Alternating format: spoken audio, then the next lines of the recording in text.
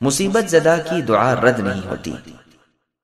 مسند احمد میں ہے کہ ام سلمہ رضی اللہ عنہ فرماتی ہیں میرے خاوند ابو سلمہ رضی اللہ عنہ ایک روز میرے پاس رسول اللہ کی خدمت سے حاضر ہو کر آئے اور خوشی خوشی فرمانے لگے آج تو میں نے ایک ایسی حدیث سنی ہے کہ میں بہت ہی خوش ہوا ہوں۔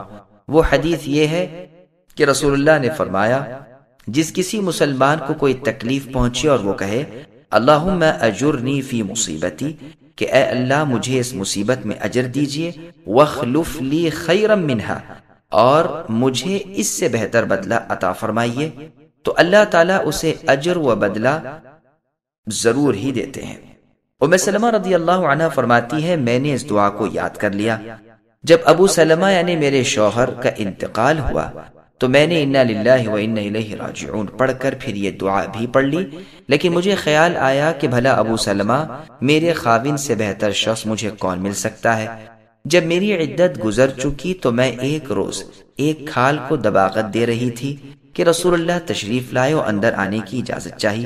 میں نے اپنے ہاتھ دھوئے کھال رکھ دی اور رسول اللہ سے اندر تشریف لانے کی درخواست کی اور آپ کو ایک گدی پر بٹھا دیا۔ آپ نے مجھ سے اپنا نکاح کرنے کی خواہش ظاہر کی۔ میں نے کہا اللہ کے رسول یہ تو میری خوش قسمتی کی بات ہے، لیکن اول تو میں بڑی باغیرت عورت ہوں، ایسا نہ ہو کہ آپ کی طبیعت کے خلاف کوئی بات مجھ سے سرزد ہو جائے اور اللہ کے ہاں عذاب ہو۔ دوسرے یہ کہ میں عمر رسیدہ ہوں یعنی بڑی عمر والی عورت ہوں۔ تیسرے بال بچوں والی ہوں۔ آپ نے فرمایا سنو ایسی بیجا غیرت اللہ تعالیٰ تمہاری دور کر دیں گے، اور عمر کے لحاظ سے میں بھی چھوٹی عمر کا نہیں اور تمہارے بال بچے میرے ہی بال بچے ہیں۔ میں نے یہ سن کر کہا پھر رسول اللہ مجھے کوئی عذر نہیں۔ چنانچہ میرا نکاح اللہ تعالیٰ کے نبی صلی اللہ علیہ وسلم سے ہو گیا، اور مجھے اللہ تعالیٰ نے اس دعا کی برکت سے میرے سابقہ خاوند ابو سلمہ رضی اللہ عنہ سے بہت ہی بہتر یعنی اپنا رسول عطا فرمایا۔ فالحمدللہ۔